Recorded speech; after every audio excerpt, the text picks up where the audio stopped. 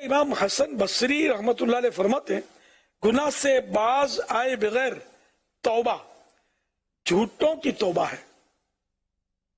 हवाला रिसाले कुशैरिया page number 202।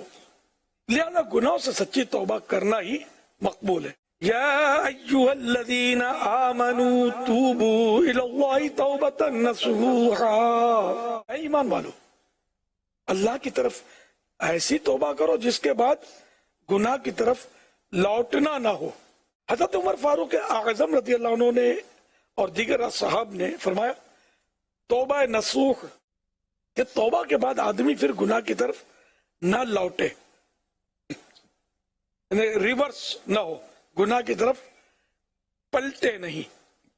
जैसा कि निकला हुआ दूध फिर थन में वापस नहीं होता।